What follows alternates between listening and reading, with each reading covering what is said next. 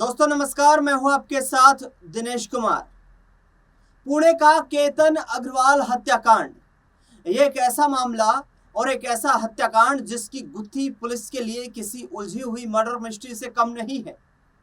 अपनी ही मंगेतर सिया गोयल और उसके प्रेमी चेतन चौधरी के हाथों रची गई यह खौफनाक साजिश अब एक अहम मोड़ पर आ गई है। पुख्ता सबूतों को जुटाने में पुलिस के पसीने छूट रहे हैं।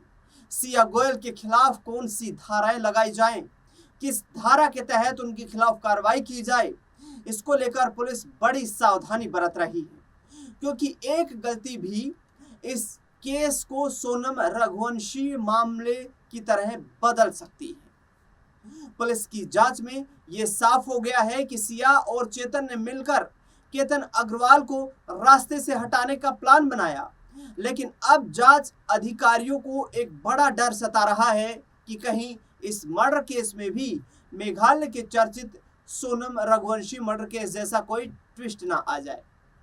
सोनम रघुवंशी केस से क्यों उड़े हैं पुलिस के होश? हाल ही में मेघालय के हनीमून मर्डर केस में मुख्य आरोपी सोनम रघुवंशी को जमानत मिल गई। निचली कोर्ट से जमानत मिली, जिसके बाद हाई कोर्ट ने भी उसे बरकरार रखा। इसका सबसे बड़ा कारण पुलिस की गिरफ्तारी प्रक्रिया बीएनएस के तहत की गई तकनीकी खामियां थी।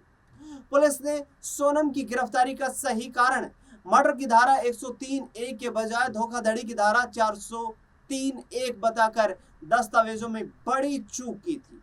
पुणे पुलिस को भी इसी तकनीकी और कानूनी लूप होल से खौफजदा है। पुलिस महाराष्ट्र पुलिस के शीर्ष सूत्रों का कहना है कि सिया के खिलाफ एक फुल प्रूफ चार्ज शीट तैयार की जा रही है, ताकि अदालत में बचाव पक्ष को कोई भी फायदा ना मिल सके।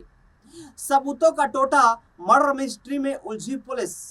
इस हाई प्रोफाइल मर्डर को अदालत में साबित करना पुलिस के लिए लोहे के चने चबाने जैसा है, क्योंकि पूरी कहानी परिस्थिति जन्य सबूतों पर टिकी हुई है। घटना के वक्त केतन को किले की चट्टान से धक्का देते हुए देखने वाला कोई भी गवाह मौजूद वहां पर नहीं था, यानी कि केतन हत्याकांड का कोई चश्मदीद गवाह नहीं है। किले के पास लगे कैमरों में सिर्फ सह आरोपी चेतन चौधरी ही एक हुडी पहने हुए नजर आ रहा है, जो अपने आप में हत्या को सीधे तौर पर साबित नहीं करता, यानी कि सीसीटीवी फुटेज में हत्या कैद नहीं है। पुलिस ने एक डमी पुतले का इस्तेमाल करके क्राइम सीन को रिक्रिएट जरूर किया है, लेकिन अधिकारियों का निजी तौर पर मानना है कि डमी के गिरने का तरीका, वजन और एंगल यह वैज्ञानिक रूप से साबित नहीं कर सकता कि केतन को जानबूझकर धक्का दिया गया था या वह गलती से फिसल गया था। लाई डिटेक्टर टेस्ट से खुलेंगे अहम राज। भारतीय कानून के तहत पॉलीग्राफ यानी कि लाई डिटेक्टर टेस्ट के नतीजे अदालत में सीधे तौर पर ठोस सबूत नहीं माने जाते, लेकिन पुलिस सिया गोयल का यह टेस्ट कराने पर जोर दे रही है। जांचकर्ताओं को उम्मीद है कि इस टेस्ट के जरिए कई अहम लीड्स उनके हाथ लग सकती हैं। उदाहरण के तौर पर अगर सिया अनजाने में यह उगल देती है कि उसने लोहगढ़ किले की ऊंचाई के बारे में इंटरनेट पर सर्च किया था, तो पुलिस उस डिजिटल हिस्ट्री को रिकवर कर सकती है। इस तरह स्वतंत्र डिजिटल और फॉरेंसिक सबूत अदालत में पूरी तरह से मान्य होंगे।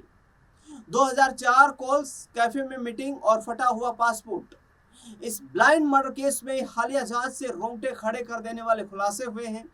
सिया और चेतन के बीच पिछले 6 महीनों में 238 घंटे बातचीत हुई और कुल 2004 कॉल्स किए गए।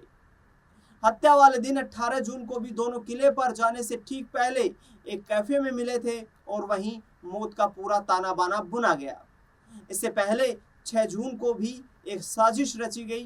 केतन और सिया की प्री वेडिंग फोटोशूट के लिए उन्हें बाली जाना था, लेकिन सिया ने चालाकी से केतन का पासपोर्ट निकालकर वॉशर रूम में फेंक दिया, जिससे ट्रिप कैंसिल हो गई। इन तमाम घटनाओं और चेतन के बारे में बार बार जिक्र से केतन को शक हो गया था। मौत के कुछ दिन पहले ही केतन ने अपने पिता से पूछा था कि क्या उन्होंने शादी तय करने से पहले सिया का सही से बैकग्राउंड चेक किया था। फिलहाल कोर्ट ने सिया और चेतन की रिमांड बढ़ा दी है। पुलिस सूत्रों का मानना है कि यह पूरा केस कड़ियों से कड़ी जोड़ने पर टिका हुआ है।